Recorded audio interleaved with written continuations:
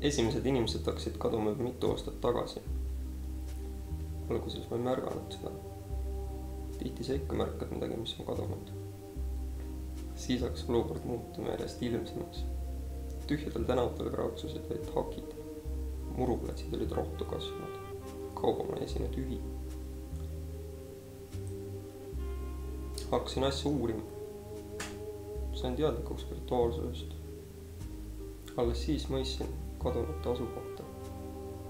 Ning seejärel mõistsin, et ma pean neile järgnema. Ma pean teada saama.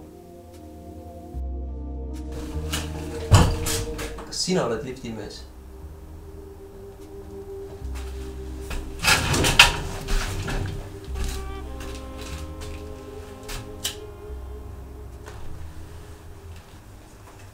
Ka sina tahad minna virtuaalsusse?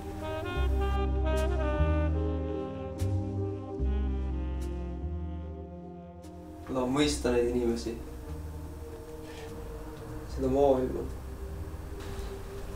Sa võid olla korraga igal pool ja mitte kuskil.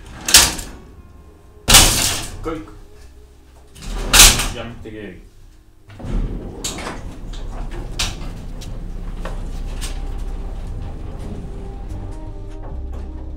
Siit uksest on läbi astunud mitmeid häid inimesi. Vähesed on tagasi tulnud. See maailm on alles uus ning seal on palju segadust. Tasakaal pole veel välja kujunenud. Keegi ei tea veel sealse ilma tegelikke ohtusid. Kui sinna minna on sinu kindel soov, siis ole ettevaatlik. Mina sind siit punktist edasi aidata ei saa. Mina saan sulle avada vaid ukse.